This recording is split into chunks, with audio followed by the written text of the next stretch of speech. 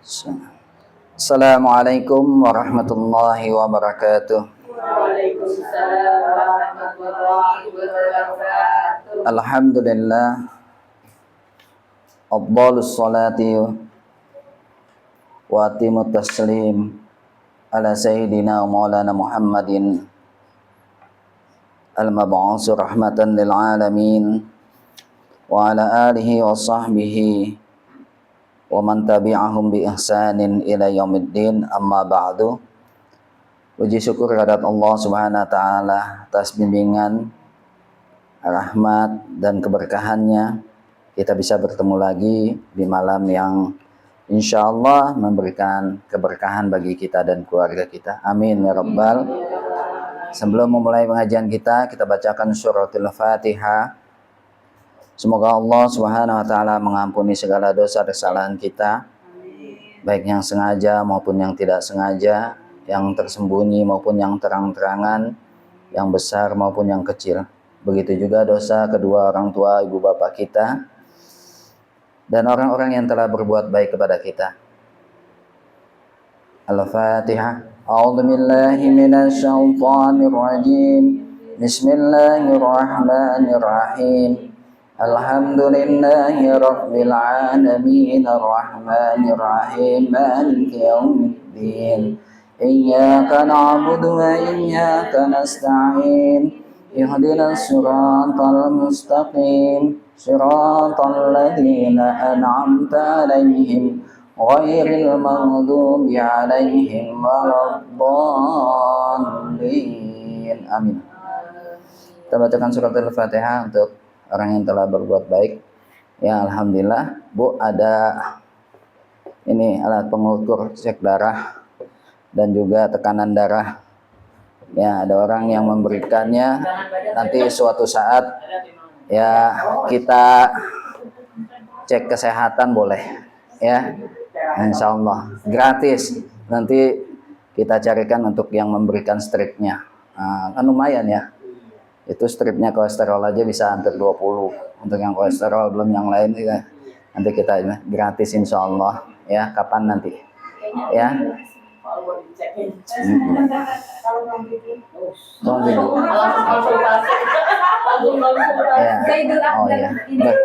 Berarti ada manfaatnya kan? Ya, nanti ya kapan-kapan ya. Tapi boleh kalau yang udah ketahuan ada ininya boleh. Bisa jadi asam urat atau kolesterol. Ya, biar tahu aja. Tapi kita hanya bisa ngecek ya. Kita nggak punya syariat untuk menyembuhkannya. Ya, untuk penurunannya langsung ibu tanya sama apoteker aja. Oh, nggak sama dokter. Ya, kita bacakan untuk Nabila Alfritanto. Semoga Allah Subhanahu wa taala memberkahi usianya, mengampuni segala kesalahan dan dosanya, menjadikan keluarganya sakinah mawaddah warahmah. Dan juga orang yang telah memberikan sumbangan pada kita. Ada orang yang rutin Bu, memberikan sumbangan air nih, walaupun satu dus itu Bapak Awaludin. Nah, ibu tahu tuh yang jual bubur dulu, sekarang nasi goreng ya, yang di Blok N.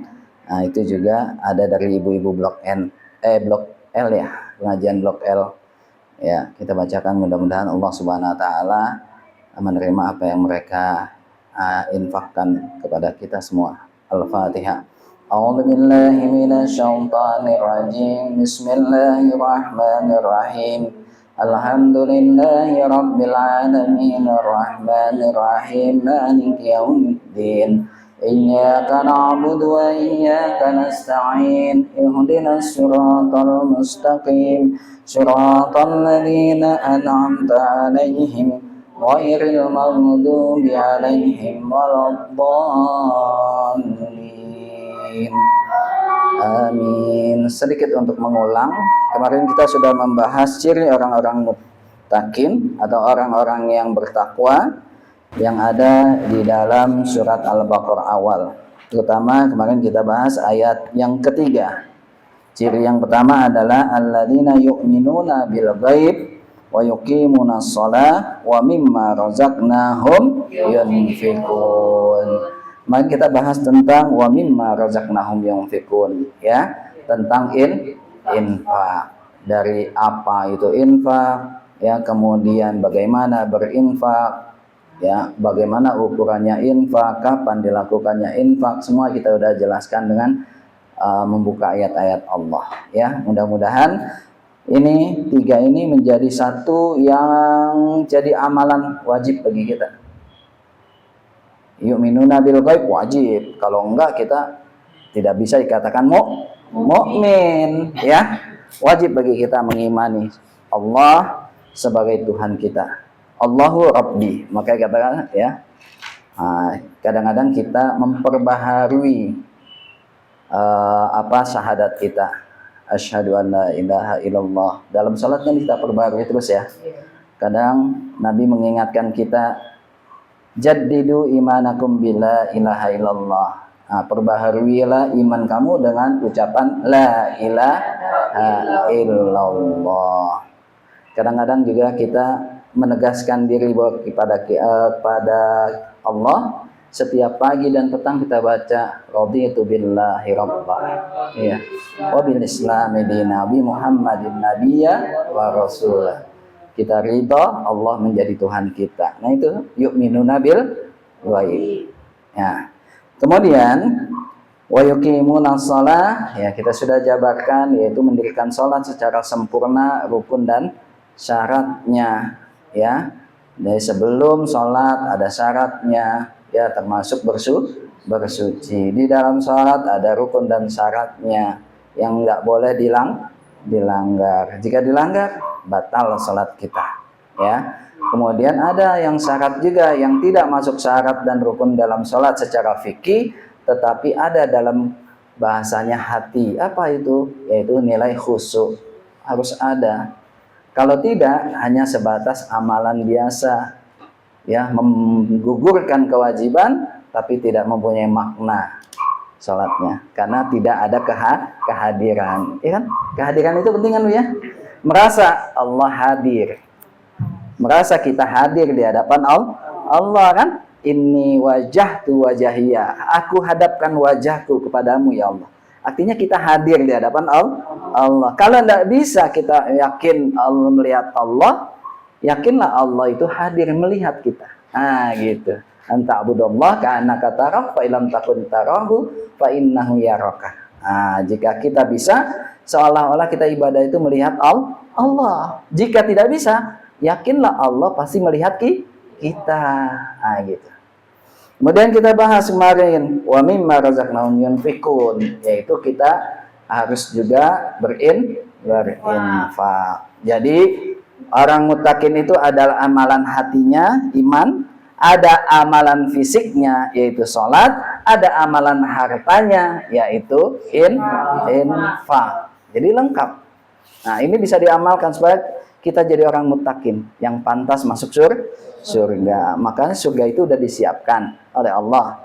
Tinggal kita memantaskan diri untuk bisa masuk. Bagaimana memantaskan dirinya? Ya, telah ayat-ayat Allah, telah sunnah-sunnah Rasulullah, kita pantaskan. Oh iya.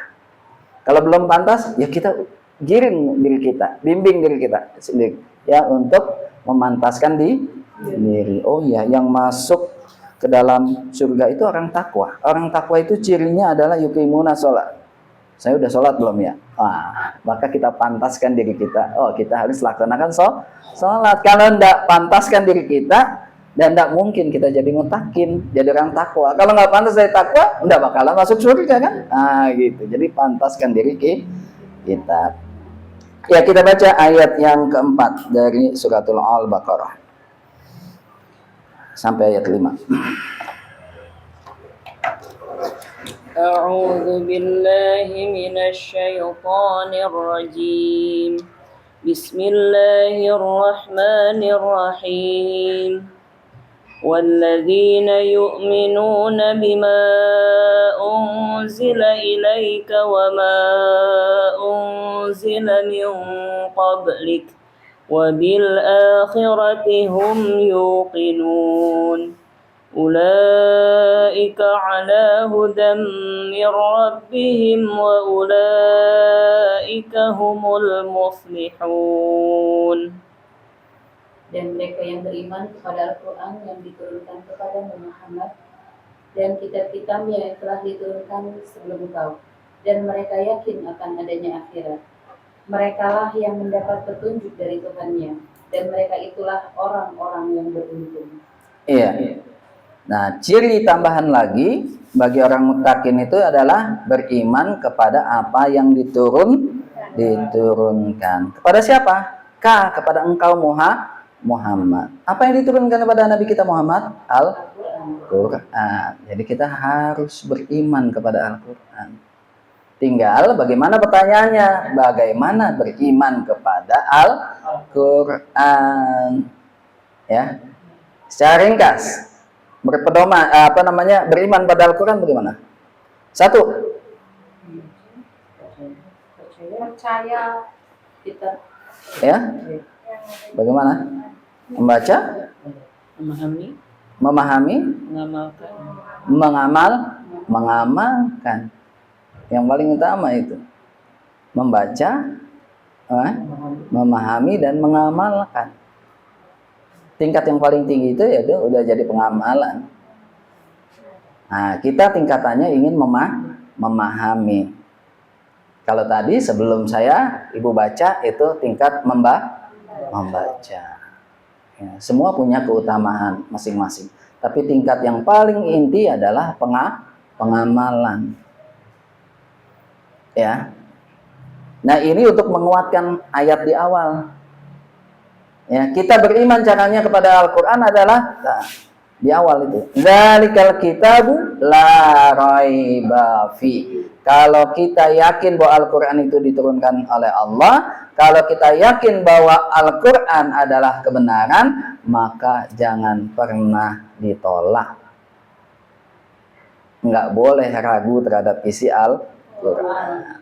Kalau ada yang masih ragu kepada Al-Quran, imannya dipertanyakan. Oh, saya beriman, tapi sebagian. Yang sebagian tidak beriman. Ini juga belum dikatakan beriman. Maka harus bulat. Saya beriman. Oh, saya suka ayat ini.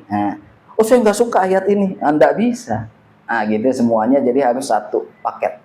Ya, semuanya harus diterima. Itulah keimanan.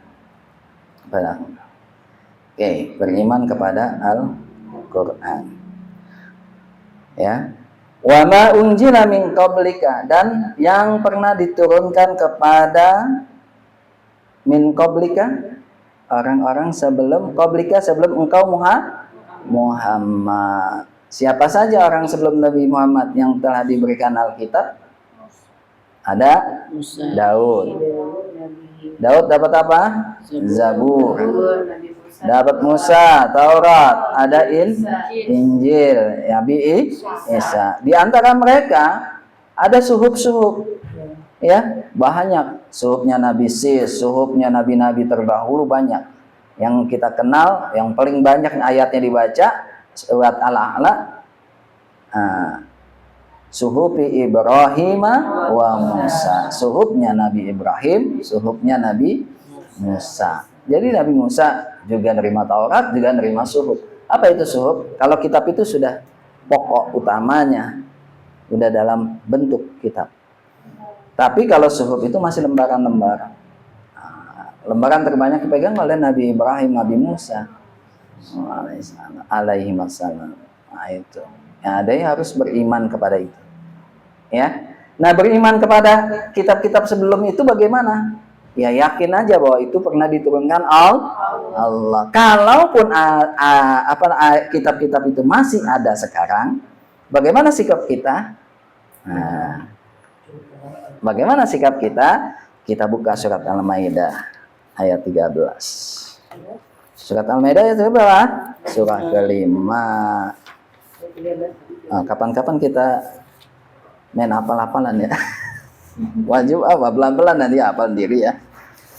Ayat 13.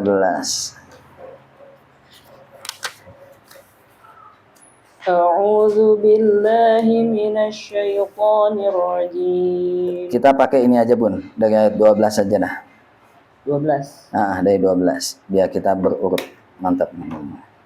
لقد أخذ الله ميثاق بني إسرائيل وبعثنا منهم 12 نقيبا وقال الله إني معكم لئن أقمتم الصلاة وآتيتم الزكاة وآمنتم برسلي وعزرتموهم وأقرضتم الله قرضا حسنا لأكفرن عنكم سيئاتكم ولأدخلنكم جنات تجري من تحتها الأنهار فمن كفر بعد ذلك منكم فقد ضل سواء السبيل. Dan sesungguhnya Allah telah mengambil perjanjian dari Bani Israel dan kami telah mengangkat 12 orang pemimpin di antara mereka. Dan Allah berfirman, aku bersamamu. Sungguh jika kamu melaksanakan sholat dan menunaikan zakat serta beriman kepada Rasul-Rasulku, dan kamu bantu mereka dan kamu pinjamkan kepada Allah pinjaman yang baik, pasti akan aku hapus kesalahan-kesalahanmu dan pasti akan aku masukkan ke dalam surga yang mengalir di bawahnya sungai-sungai. Namun barang siapa yang kafir di antaramu setelah itu, maka sesungguhnya dia telah tersesat dari jalan yang lurus. Oke. Ada 12 kelompok, ada 12 kabilah yang dibawa oleh Nabi Musa keluar dari Mesir menuju negeri Kan'an yang sekarang dinamakan Palestina. Kenapa mereka kembali ke Kan'an? Karena mereka asalnya dari situ, Palestina. Ya, mereka itu dari tanah Palestina. Kemudian karena satu hal, Nabi siapa yang ke bawah di Mesir? Nabi Yusuf, karena dibuang oleh saudaranya, diangkat oleh seseorang, ya, saudagar yang melakukan perjalanan, dijual di Mesir. Akhirnya singkat cerita jadi budak atau jadi pembantu. Setelah itu difitnah, masuk ke dalam penjara, difitnah karena dianggap melakukan asusila, ya, masuk penjara. Setelah penjara ternyata dia bisa menafsirkan mimpi. Singkat cerita, akhirnya dia menjadi tokoh di Mesir. Nah, kemudian keluarganya berbondong-bondong ke Mesir. Akhirnya beranak pinak banyak akhirnya di Mesir. Setelah banyak, orang asli Mesir, Kipti itu merasa terusik. Ya, maka kemudian akhirnya Fir'aun berusaha untuk membuat mereka menjadi budak, kerja paksa, bikin tuh yang namanya model piramid, model-model seperti itu. Nah, Nabi Musa kemudian diutus Allah untuk membebaskan mereka kembali ke negeri Kan'an. Nah, tapi kata Allah, 12 ini akan mendapatkan keamanan dari Allah, akan dapatkan bimbingan dari Allah, sampai Allah mengatakan ini ma'akum, aku bersama mereka. Tetapi catatannya adalah lain aqamtumus sholata wa ataitumuz zakata wa amantum birusuli wa azartumuhum wa aqradtumullahu qardan hasanah. Syaratnya adalah jika kamu tetap dirikan sholat, tetap menunaikan zakat, beriman kepada Rasul-Rasulku, yaitu kepada Nabi Musa dan Harun waktu itu.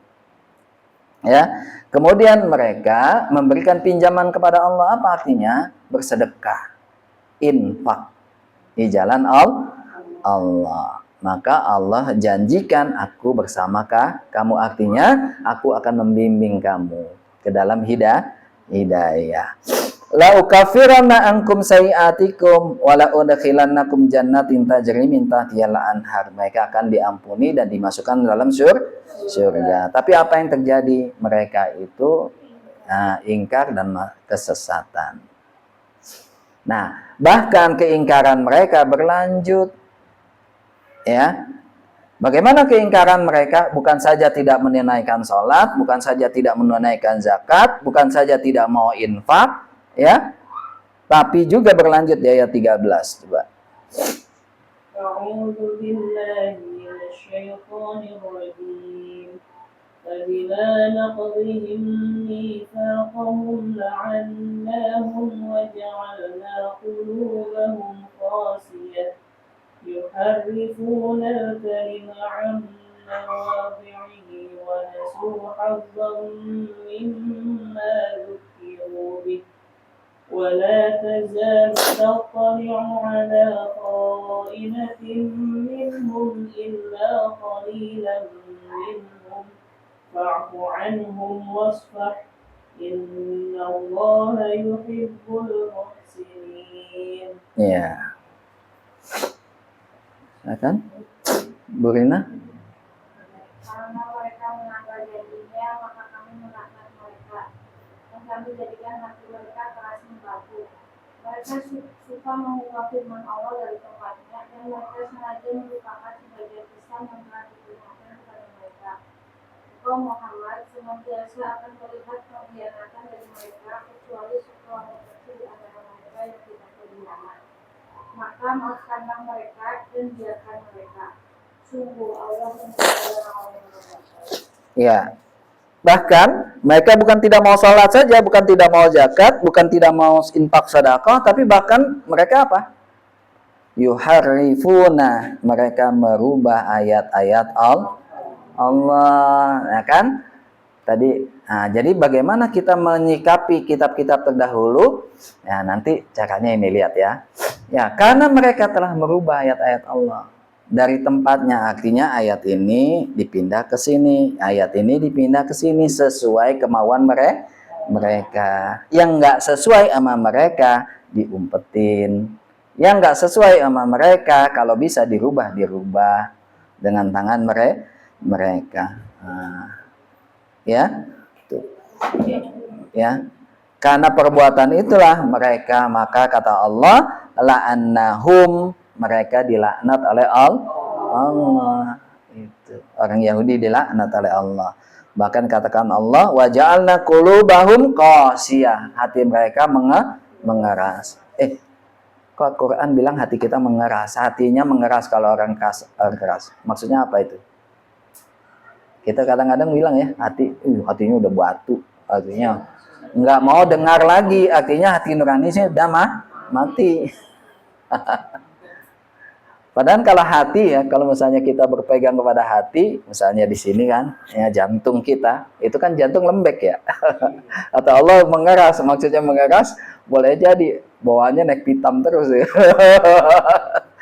Kalau jantung mengeras berarti, waduh, detakku udah kenceng, buk. Tuh, ya, udah nggak elastis berarti detaknya. Ya, karena mereka yuharifuna al-kalima am-mawadi. Karena mereka memindahkan ayat-ayat Allah. Bukan hanya itu, wa nasu khazzam mimma zukiru bi, dan mereka melupakan sebagian. Artinya sengaja dilupain. Kalau udah lupa ditinggalin, nggak ditulis lagi. Jadi apa yang suka ditulis, dihafal. Apa yang tidak suka dilupain. Akhirnya nggak ditulis. Itulah makanya banyak ayat-ayat Allah yang tidak dicatat oleh mereka. Ya, itu nih. Nah, itulah karena maka Allah ingatkan kepada Nabi kita apa? Ya. Caranya bagaimana? Ya sudah, kalau sudah begitu, wa'fu anhum wasfah. Ya. Ya sudah, maafkan saja, wasfah ya. Nah, udah, mau diapain lagi? Biarkan mereka. Innallaha yuhibbul muhsinin. Nah, Allah sudah tahu dan Allah sudah ngasih kabar kepada kita orang iman. Dah, kitab yang ada sudah dirubah. Jadi kamu udah tidak bisa lagi memastikan itu ayat Allah atau bukan. Maka kata Nabi apa? Kalau datang berita kepada kamu tentang tentang kebaikan yang datang dari kitab sebelum kita, maka fala yusaddiqu wala yukazzibu. Jangan dibenarkan, jangan pula didustakan. Udah diem aja. Kenapa? Takutnya ketika kita benarkan, ternyata itu bukan kalam Allah. Itu udah kalam mereka dirubah, ya. Takutnya juga mereka mengatakan, ternyata itu benar-benar kalam Allah. Nah, kita dustakan, kita dosa. Udah diem aja. Oh gitu. Tapi sebetulnya kita punya deteksi yang luar biasa. Nah, masuk akal atau tidak. Ya. Nah, saya pernah sedikit serius dulu waktu tahun 98. Ya, mengkaji Injil. Saya pernah kaji Injil, bahkan masih ada. Dan saya tulis catat besar-besar di Injilnya, besar-besar. Tahun sekian. Nah, itu saya stabiloin. Ada yang warna oranye, ada yang nama hijau dan sebagainya. Nah, itu isinya luar biasa. Tidak mungkin itu karyanya Allah, wahyu. Kenapa? Kita bisa lihat misalnya Nabi Lut, ya dibilang kayak mereka menyebutnya Lot. Ya, masuk anaknya sengaja membuat Nabi Lot, ya membuat Lot itu mabuk. Karena mereka berjanji gini, anaknya Nabi Lot menurut mereka itu 2 perempuan. Nabi Lot ini tidak punya anak laki-laki. Kalau tidak punya anak laki-laki, keturunannya putus. Sedangkan ibu mereka sudah kena azab. Supaya menyambung keturunannya Lot orang baik itu, caranya bagaimana? Anaknya kompromi nih berdua. Membuat Lot itu mabuk. Akhirnya mereka melakukan hubungan yang tidak baik. Jadi Lotnya itu dibikin mabuk, akhirnya dia yang perempuan itu tidur sama bapaknya. Besok malamnya yang kedua begitu. Apakah itu karyanya Allah? Tidak mungkin. Ya, banyak ayat-ayat seperti itu. Tidak mungkin itu karya Allah. Banyak saya tulis sebenarnya. Ya, Nabi Yakub, kenapa dia disebut Israel? Karena malam hari dia lagi berkelana, dia bertemu dengan Allah, ya mereka sebut Allah, akhirnya berkelahi. Allahnya kalah, Masya Allah. Ya, nah, ada Allah yang menyesal, ya telah menciptakan manusia dan sebagainya. Nah, kan luar biasa itu di dalam kitab Taurat. Semua hampir cerita nabi-nabi itu dilecehkan lah bahasanya. Kenapa? Mungkin kita tahu untuk meningkatkan Nabi Isa-nya itu, untuk meningkatkan Isa-nya, seolah-olah Isa saja yang suci. Ya, Nabi Sulaiman, ya yang punya begini gundik macam-macam Nabi, terutama Nabi Daud dan Sulaiman, wah yang luar biasa, ya. Nah, itu ini suatu hal yang ya jelek lah, ya. Tuh. Dan begitu juga dengan Injil. Injil yang sekarang Allah menyebutnya Injil, artinya tunggal. Tapi yang ada sekarang Injilnya 4. Matius, Lukas, ya Markus, nah itu ada 4. Nah, yang mana yang benar? Nggak tahu. Dan satu di antara 4 itu berbeda-beda ternyata. Nah, dan isinya kayak reportase. Reportase itu berita. Ya, Isa itu keturunan ini, keturunan ini, keturunan ini. Kayak bukan ayat Allah. Bahasa kita tuh sama seperti persaksian seseorang. Nah, persaksian seseorang dalam Islam itu sama dengan hadis. Tapi apa bedanya? Hadis itu ditulis ya kurang lebih 90 tahun, tapi dengan syarat-syarat ketentuan harus sambung. Saya dapatkan dari ya anak, kemudian dapat dari ini sampai ke Nabi bersambung. Oh ya, Pak ini Suryana, ini hafalannya kuat enggak? Oh, hafalannya kuat berarti diterima. Oh, hafalannya kuat, tapi dia orang yang jujur atau tidak? Kalau nggak jujur walaupun hafalan kuat, coret, nggak bisa. Syaratnya ketat. Tapi mereka ini enggak. Mereka baru ditulis kurang lebih 90 tahun juga. Nah, tapi dan sampai sekarang pun mereka, ahli-ahli mereka bingung karena mereka belum menemukan kitab aslinya yang diperkirakan bahasanya bahasa Aram.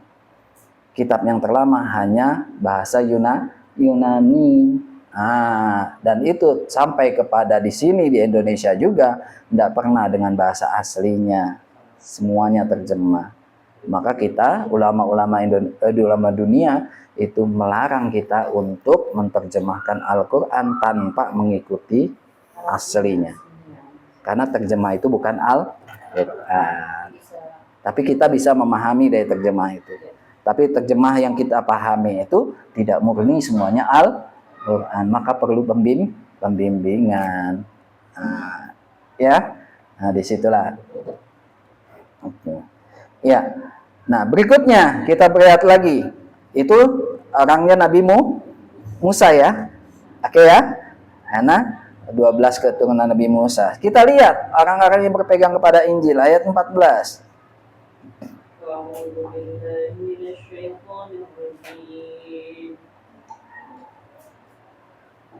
الذين قالوا إنا نصارى أخذنا ميثاقهم فنسوا حظا مما ذكروا به فأغرينا بينهم العداوة والبغضاء إلى يوم القيامة وسوف ينبئهم الله بما كانوا يصنعون. Iya.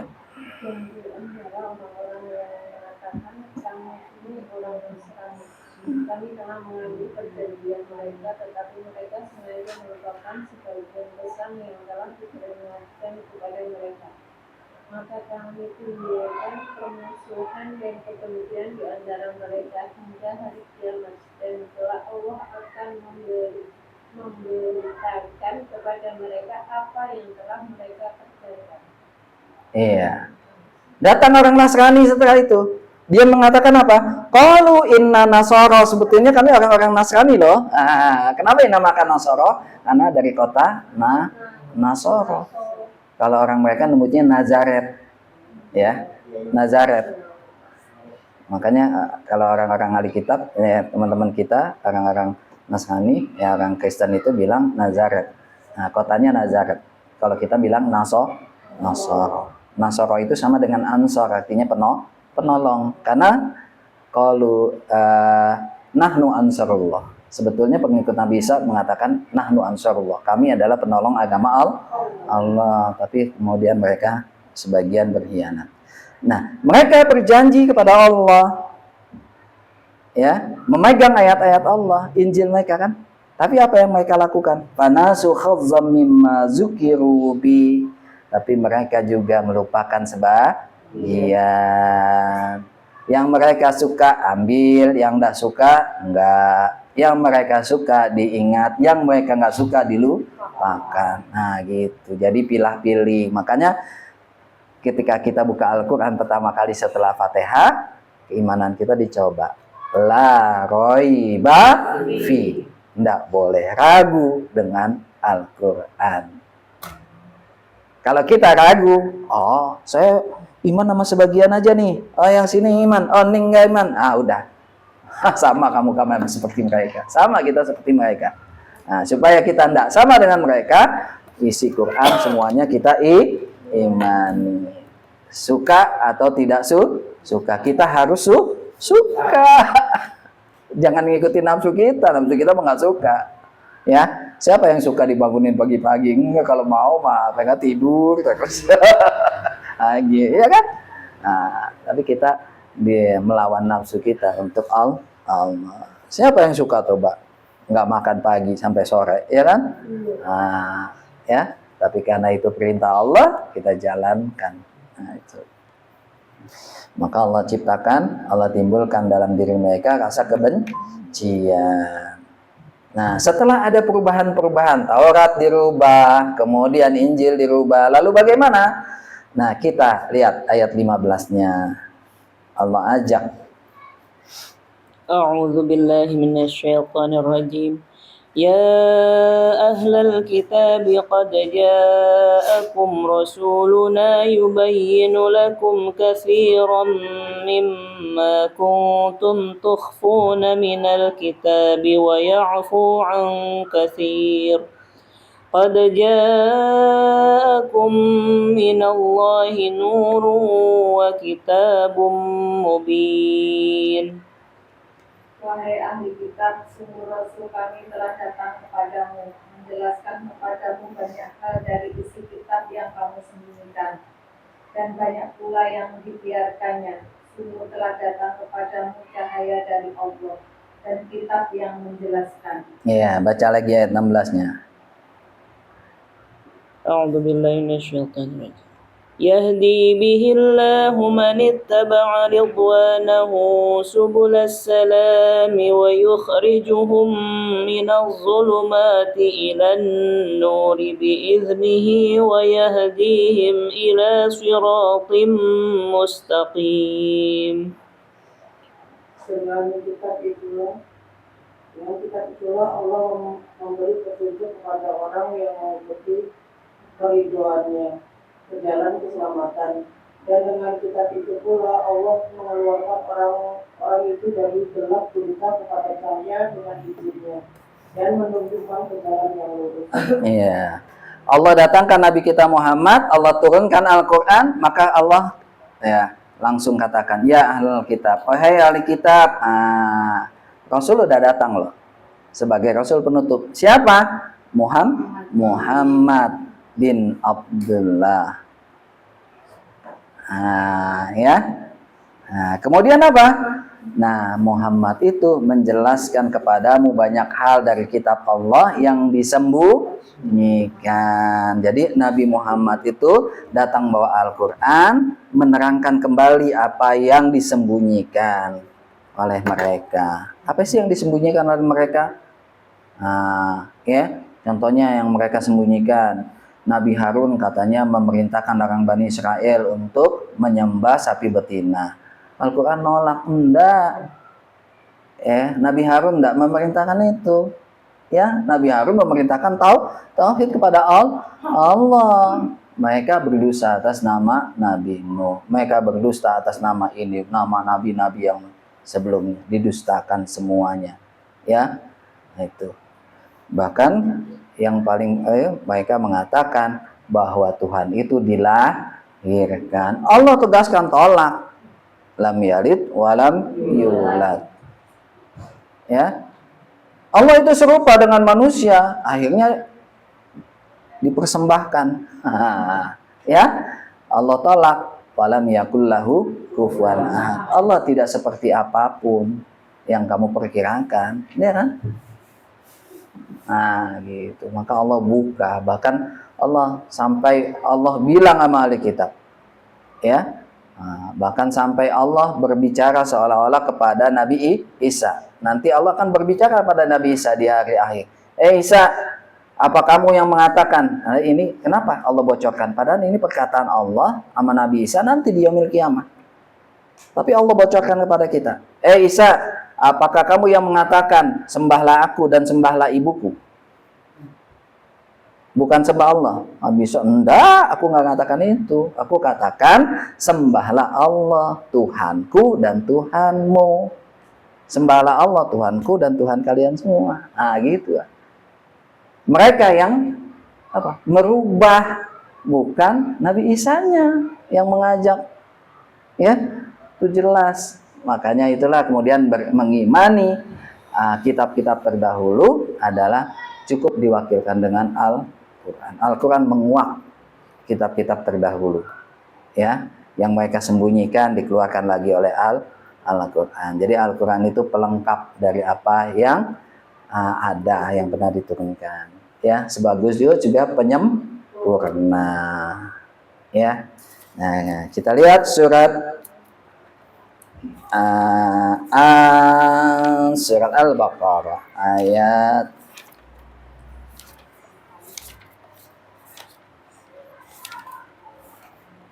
79 ya kali ya.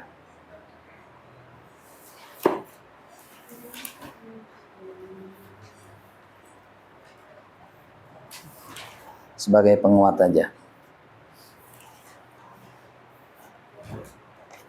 أعوذ بالله من الشيطان الرجيم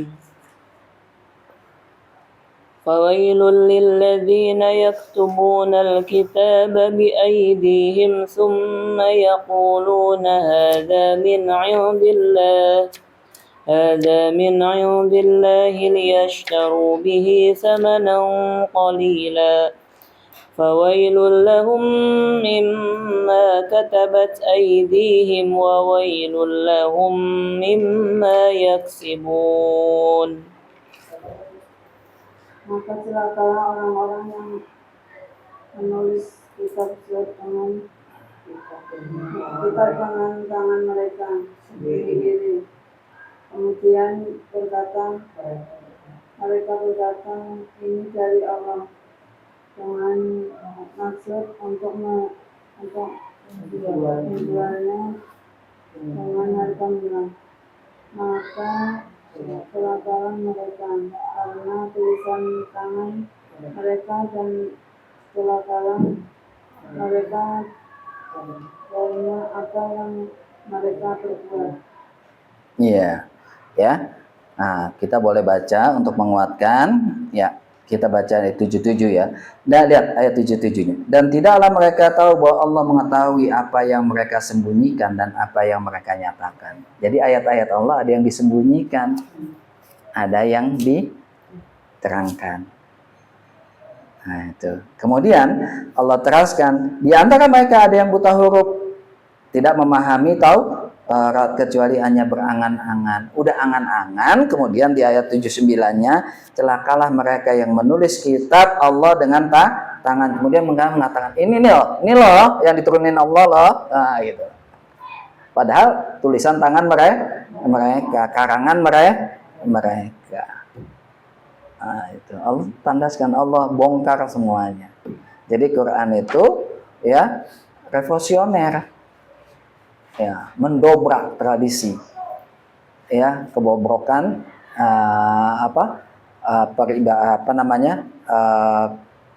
agama sebelumnya, ya kebobrokan orang-orang Yahudi, kebobrokan orang-orang Nasrani. Allah membongkar, kemudian Allah kembalikan kepada aslinya. Ini loh aslinya Yahudi, aslinya Nasrani, yaitu menyembah Allah.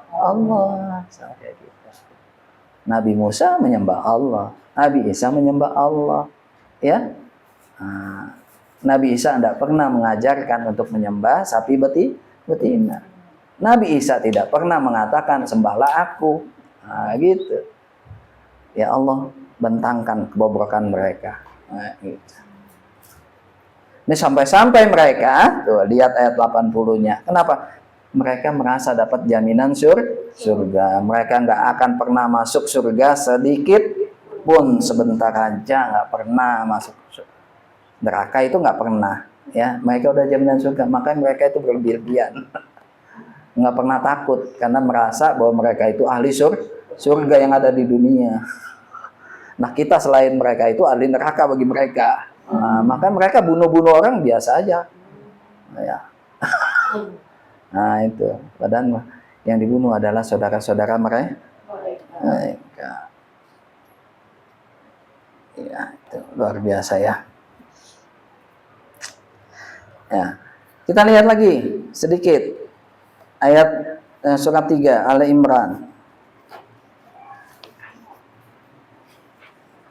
Ayatnya 78.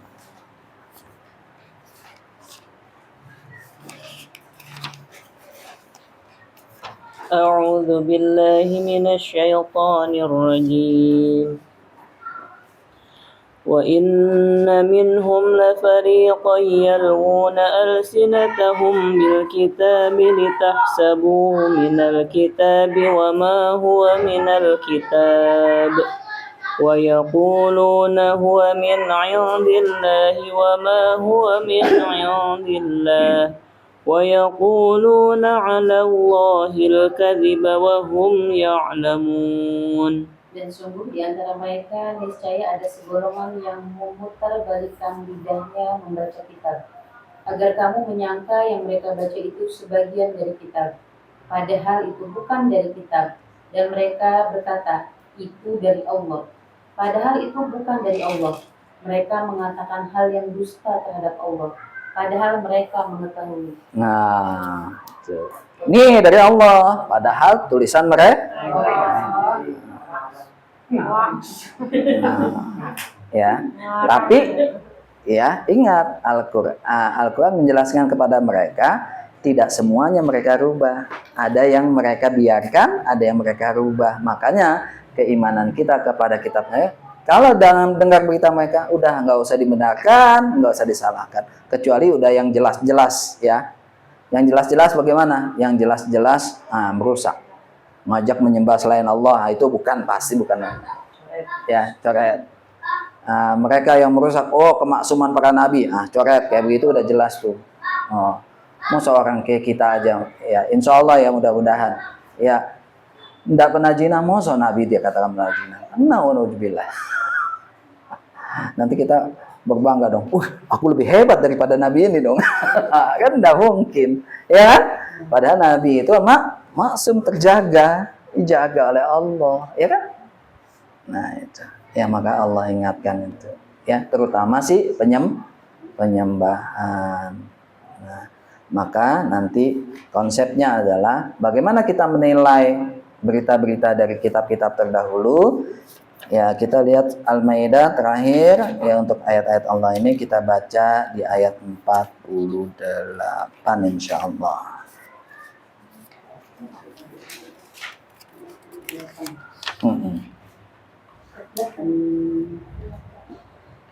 أعوذ بالله من الشيطان الرجيم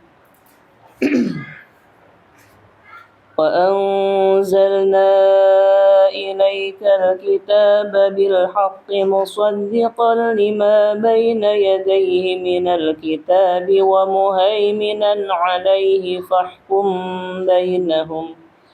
فاحكم بينهم بما أنزل الله ولا تتبع أهواءهم عما جاءك من الحق لكل جعلنا منكم شرعة ومنهاجا ولو شاء الله لجعلكم أمة واحدة ولكن ليبلوكم فيما آتاكم فاستبقوا الخيرات إلى الله مرجعكم جميعا فينبئكم بما كنتم فيه تختلفون. Dan kami menurunkan kitab Al-Quran kepadamu Muhammad dengan membawa kebenaran yang menggunakan kitab-kitab yang diturunkan sebelumnya dan menjaganya,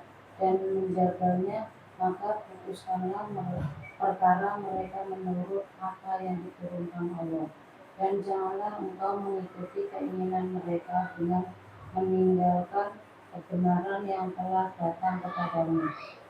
Untuk setiap umat di antara kamu, kami memberikan aturan dan jalan yang terang. Kalau Allah menghendaki, niscaya kamu dijadikannya satu umat saja. Tetapi Allah hendak menguji kamu terhadap karunia yang telah diberikannya kepadamu, maka berlomba-lombalah berbuat kebajikan. Hanya kepada Allah kamu semua kembali. Lalu diberitahukannya kepadamu terhadap apa yang dahulu kamu perselisihkan. Iya, jadi bagaimana mengukur keaslian kitab-kitab terdahulu? Ukur dengan Al-Quran. Kalau itu kira-kira cocok dengan Al-Quran, boleh jadi itu ayat-ayat Allah yang masih tersisa. Ya, tapi jika dia bertentangan, jangan, ya kan? Nah, Quran menyuruh kita tauhid. Di sana nyuruh kita untuk tidak tauhid. Berarti salah. Berarti itu bukan. Ya. Berarti ukurannya Al-Quran. Udah itu.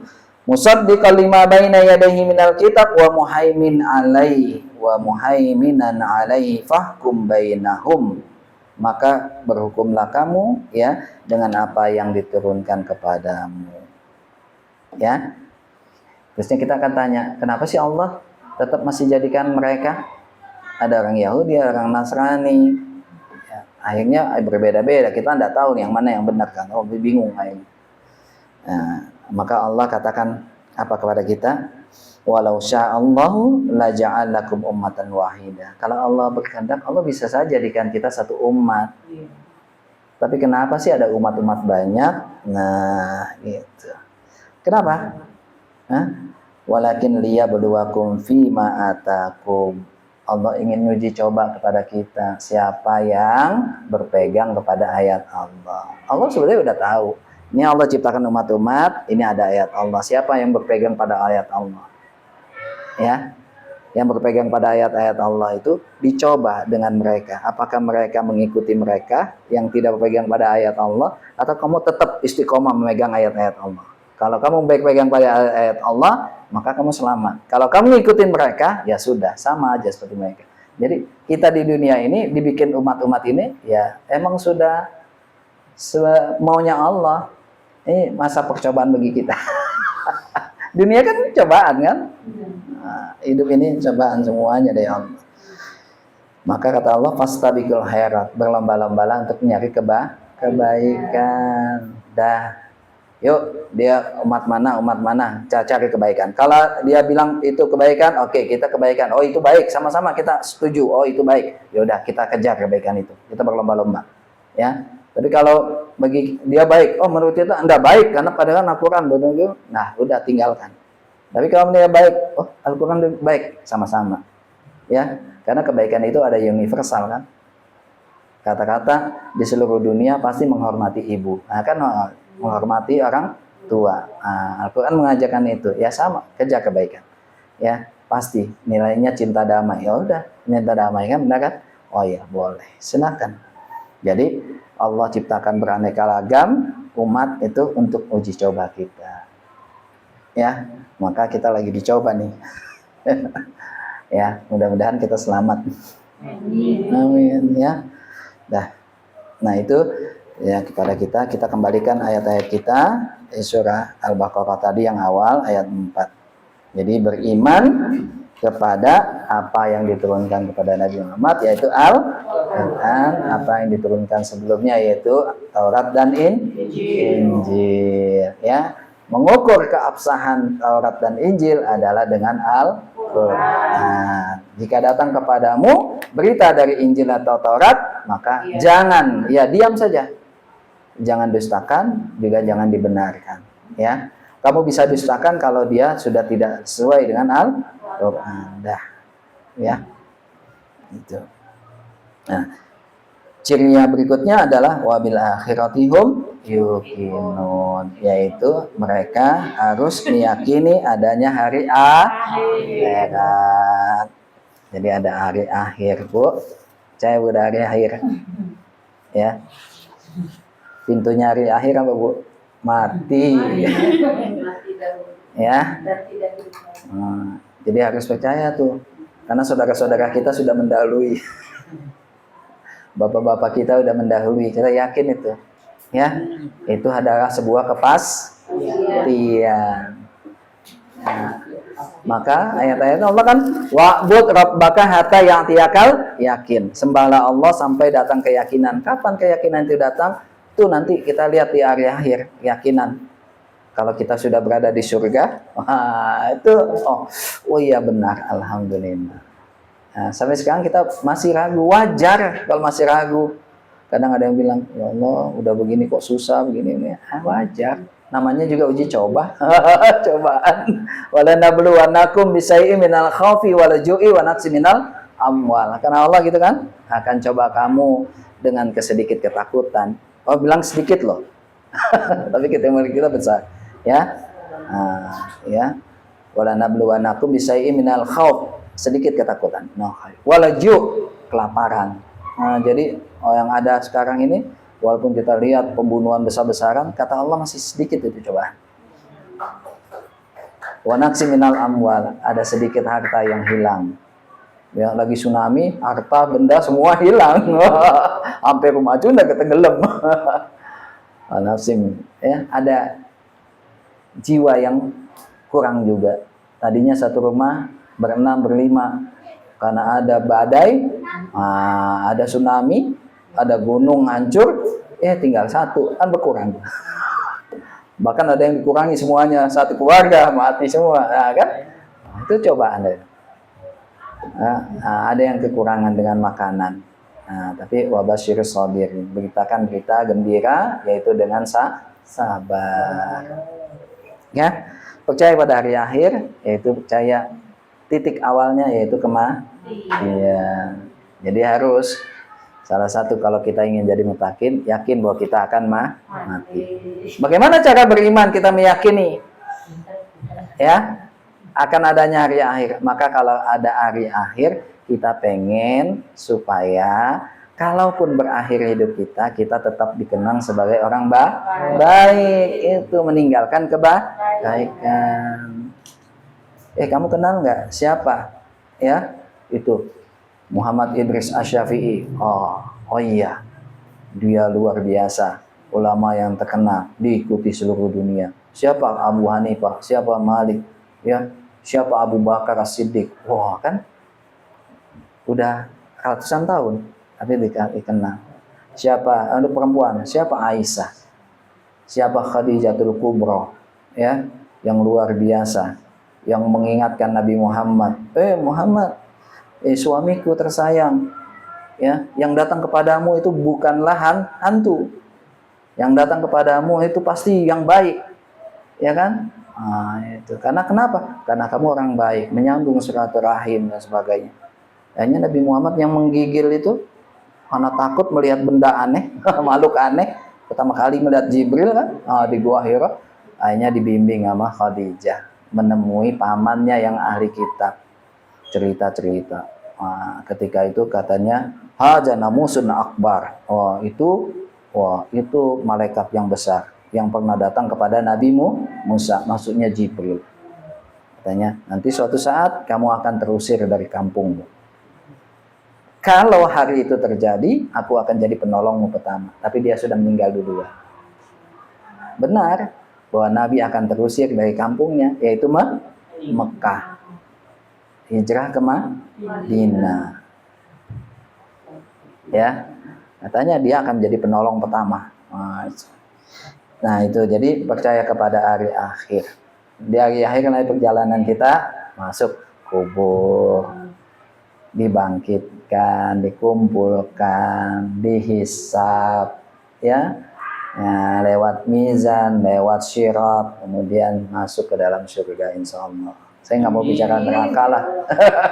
Insya Allah kita masuk surga ya. Amin. Nah, harus yakin lah. Kalau bukan kita yang yakin, siapa lagi yang yakin?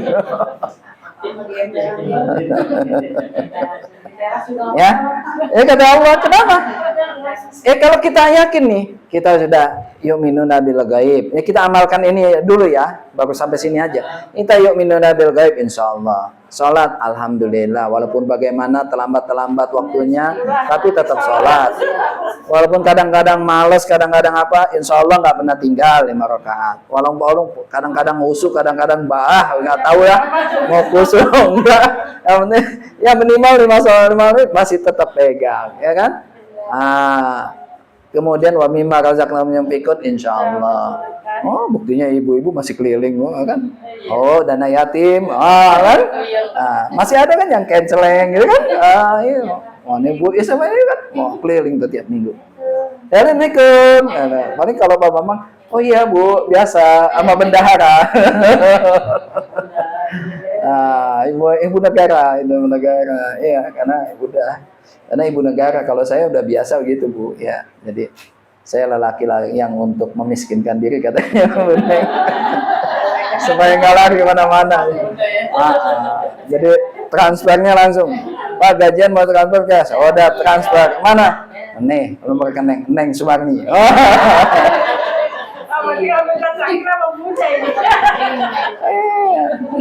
Iya kan? Khutbah Jumat, udah serahkan sama amplop-amplopnya. Ya, dah saya nggak tahu tuh isinya berapa dari masjid ini. Dah katanya belajar ikhlas ya udah. Karena dulu sering, wow dapat dari ini. Saya lihat tuh, oh masjid ini, oh segini. Ya kata bundanya, sini aja udah. Nah, udah jadi saya nggak ngelihat. Jadi saya, oh ya, udah ikhlas mau dikasih berapa juga. Karena nggak ngelihat. Nah, paling saya nodong aja, bensin. Ya, nggak ngurus banyak sekolah saya.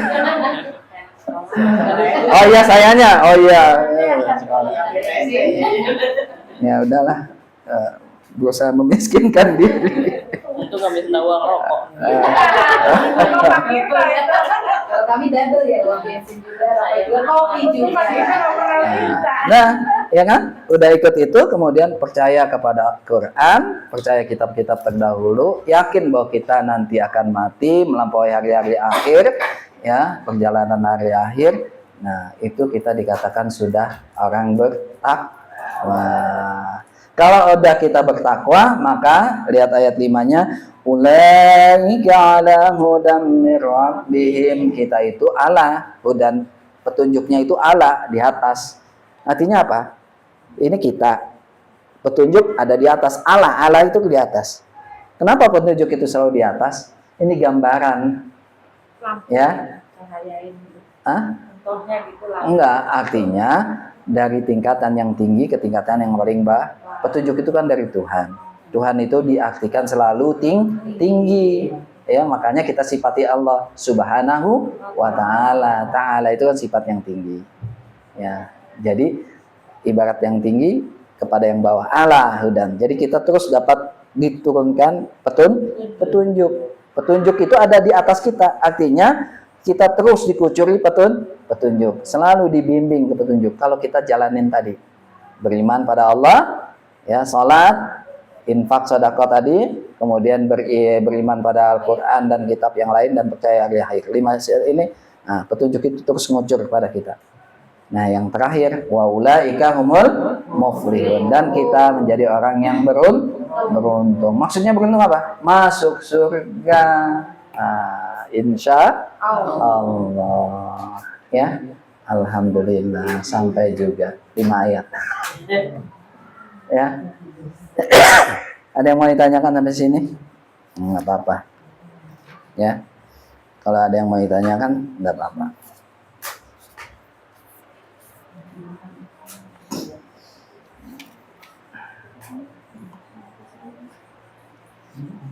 Ya ada Bu? Ya, saya sedikit kalau tidak ada yang tanyakan, ya. Nah, dikatakan ayat berkenaan dengan Al-Baqarah ini, 5 ayat itu berkenaan dengan ciri orang mukmin yang bertakwa. Kemudian 2 ayat setelahnya bercerita tentang orang kafir, ya, ayat ke-6 dan ke-7. Semuanya kemudian dari ayat 8 sampai ayat 20 bercerita tentang orang munafik. Dari ayat 8, 9, 10, 11, 12, 13, 14, 15, 16, 17, 19, 20. Ayatnya banyak ke mana, Bu? 20. Berarti para ahli tafsir mengatakan orang beriman, kalau mungkin semuanya orang nih yang ada di dunia jumlahnya 20, hanya 5 yang beriman, 2 yang kafir, yang 12-nya munafik. 13 ya, 13-nya munafik. Gitu. Jadi banyakannya munafik. Jadi orang kafir itu justru sedikit. Tapi kafir yang munafik itu banyak. Nah, orang yang beriman 15. Berarti cuma 1/4, ya kan? Nah, itu ya. Kalau lihat perbandingan ayatnya, bahkan ciri-ciri orang munafik sangat banyak. 13 surat ditampilkan dalam Al-Quran. Orang beriman cuma 5. Orang kafir 2. Nah, itu. Nah, yang paling berat itu ketika kita bahas ini. Bila itu orang-orang munafik. Ya, mudah-mudahan kita masuknya udah masuk golongan yang pertama aja. 1 sampai 5. Ya, yang 6 dan 7, nah mudah-mudahan bukan kita. Ya. Yang 8 sampai 20, nah mudah-mudahan juga bukan kita. Nah, gitu. Jadi kita bisa selamat. Jadi yang dari ayat ke-6 yang harus kita hindari. Ya. Nah, cepat-cepat itu. Ya, ini yang mesti saya sampaikan. Kalau ada yang mau ditanyakan, kalau enggak kita tutup lebih awal, nggak apa-apa. Kalau saya mau nanya, Pak. Iya, Pak. Jadi saya kan kerja, akhirnya saya juga ikut apa namanya, ikut mengkaji di itu Pak, Injil, Matius, apa ya gitu. Kayaknya sih ada yang hampir sama artinya gitu loh, Pak. Setiap jam 7 pagi saya ikut kebaktian, jam 6 sore ikut kebaktian itu, saya di asrama begitu. Itu gimana Pak? Iya. Yang sudah Betul, yang sudah ya sudah. Ya, yang sudah berlalu ya sudah berlalu. Ya, perbaharui lagi keimanan kita, perbaharui lagi tajdidu, ya. Perbaharui keimanan kita dengan ucapan la ilaha illallah. Begitu terbaharui terus. Takutnya kita kan namanya manusia ya. Nah, namanya manusia dalam perjalanan tidak selalu mulus dalam perjalanannya. Itu kadang naik, terjal, berliku, luar biasa, ya. Kadang-kadang ada yang dimudahkan, kadang-kadang ada yang disulitkan, ya. Keimanan itu pasti cobaannya luar biasa. Tapi alhamdulillah kan sekarang. Itu. Tapi itu juga ini Pak, kalau di Natalan gitu ikut minum anggur itu katanya sebagai tandanya darah Yesus. Terus kalau roti itu katanya dagingnya. Itu gimana ya Pak? Ya sudah. Lupakan aja yang itu. Yang penting sekarang asyhadu alla ilaha illallah. Ya. Nah, sekarang dengan pikiran yang sehat saja. Pikiran yang sehat. Nggak usah kita pakai Al-Quran. Nggak usah pakai pikiran yang sehat aja, betul menolak. Ya kan? Masa kita berani makan dagingnya Tuhan, ya kan? Iya.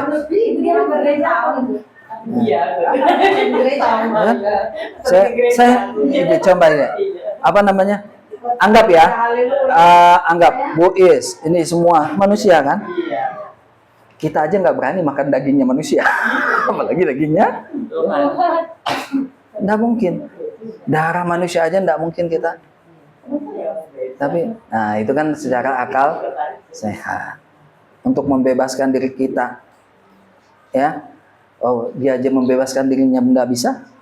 Nah, maka dalam Alkitab juga mereka akhirnya dalam itu ada kajian. Jadi ketika Yesus misalnya mau dipalang salib, dia sempat mengatakan apa? Eli, Eli, lama sabaktani. Tuhan, Tuhan, kenapa engkau tinggalkan aku? Eli, Eli, lama sabaktani. Kenapa engkau tinggalkan aku? Kalau dia Tuhan, kenapa dia manggil Eli, Eli, Eli? Eli itu artinya Tuhan. Ya. Jadi kalau bahasa mereka itu, makanya nama anak itu enggak boleh sembarangan. Kadang nama Tuhan kalau dipakai untuk orang kan ego nanti. Ya, anak itu sombong. Makanya kalau kita boleh nggak pakai nama Allah? Boleh, tapi pakai Abdun. Ya, hambanya Allah Abdullah, hambanya Allah yang Maha Rizki Abdul Razak, ya, Abdul Rahim. Hah? Iya nggak apa-apa, nama nabi, nama malaikat nggak apa-apa, ya. Tapi walaupun nama malaikat boleh, jangan Israel ya Bu, takut ada orang. Muhammad Israel, saya nggak mau, temenan sama Israel. Ya paling biasanya nama malaikat yang dipakai Jibril, ya, Mikail, ya. Ya nggak apa-apa. Tasrif perubahan, ya. Jadi itu nggak apa-apa ya, silakan. Nah kalau nama Tuhan nggak boleh. Nah dalam bahasa mereka itu Eli, Ela, Elo itu sama. Maka ada orang Nasrani namanya Elo gitu ya. Elo itu artinya Tuhan. Eli, Ela itu Tuhan. Angel itu malaikat. Nggak apa-apa. Ya. Nah, ya, tuh, ya, Ela, Eli. Orang-orang Taurat, orang-orang Yahudi nyebut Tuhan mereka, ya kadang mereka nyebutnya dengan Yahweh, Yahweh atau Yahuwah. Nah, Yahuwah itulah kemungkinan persamaannya dengan orang Arab, Yahuwah. Yahuwah. Karena kita kan kul huwa Allah. Kul huwa Allah. Yahuwah. Ya dianya siapa? Allah. Maka mereka menerjemahkannya tetap A-L-L-A. Walaupun mereka nyebutnya Allah. Kita nyebutnya Allah. Ya, sebetulnya mereka sama menyembah kepada Tuhan yang sama.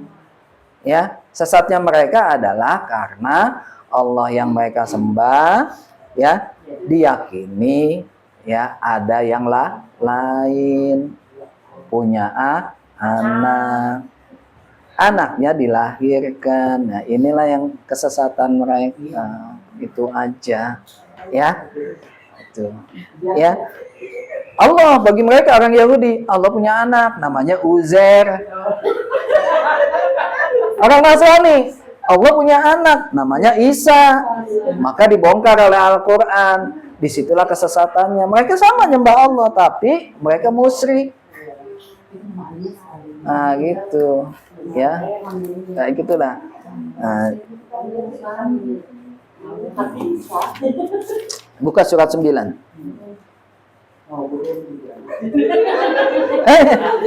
Nggak apa-apa lah ya. Belum jam 9. Terakhir. Nah.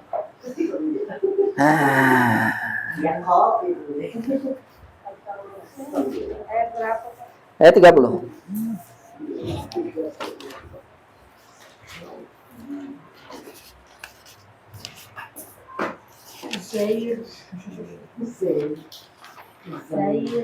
أعوذ بالله من الشيطان الرجيم وقالت اليهود عزير ابن الله وقالت النصارى المسيح ابن الله ذلك قولهم بأفواههم يضاهئون قول الذين كفروا من قبل قاتلهم الله أنى يؤفكون.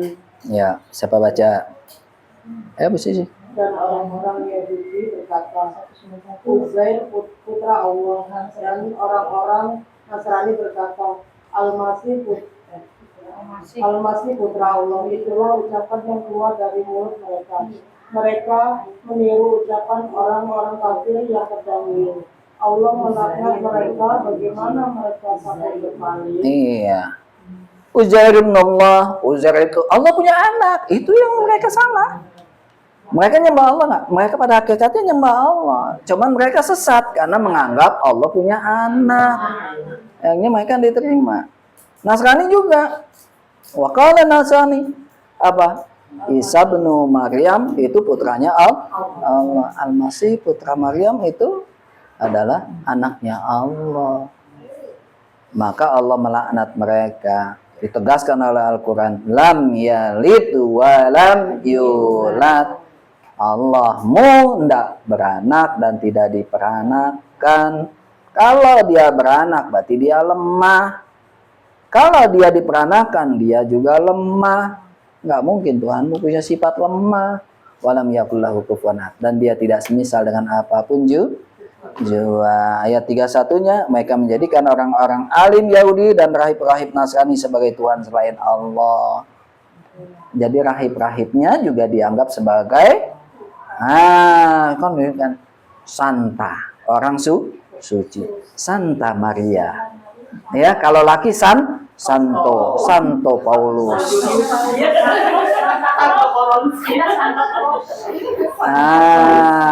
Itu ya, itu artinya mereka orang suci. Ya. Nah, itu artinya mereka orang-orang suci. Padahal ya tuh bagaimana ya? Bahkan akhirnya mereka mengangkat rahib-rahib mereka, ya pendeta-pendeta mereka sederajat dengan Allah. Inilah makanya kemudian Allah turunkan Al-Quran. Ya, insya Allah ya. Tuh, kan kalau udah jadi, kalau rahibnya sudah jadi Tuhan kan repot kan, bisa jadi Walid. Dewi malu. Wanita Dewi malu. Ya, mudah-mudahan Allah memberikan rahmat pada kita, Allah selamatkan kita, Allah jadikan kita orang-orang yang bertakwa pada Allah dan dipantaskan kita untuk masuk ke dalam surganya Allah Subhanahu wa taala. Ini yang bisa saya sampaikan. Billahi taufiq wal hidayah. Oh ya, kita tutup dengan Allahumma arhamna bil Qur'an waj'alhu lana imaman wa nuran wa hudan wa rahmah. Allahumma zakirna minhu ma nasina wa alimna minhu ma jahilna warzuqna tilawatahu ana al-laili wa atrafan nar waj'al lana hujjatan ya rabbal alamin. Subhanallah wa bihamdika asyhadu an la ilaha illa anta astaghfiruka wa atubu ilaik. Wassalamualaikum warahmatullahi wabarakatuh. Waalaikumsalam warahmatullahi wabarakatuh. Masih nomor 1. Silakan tanya. Masih nomor 1.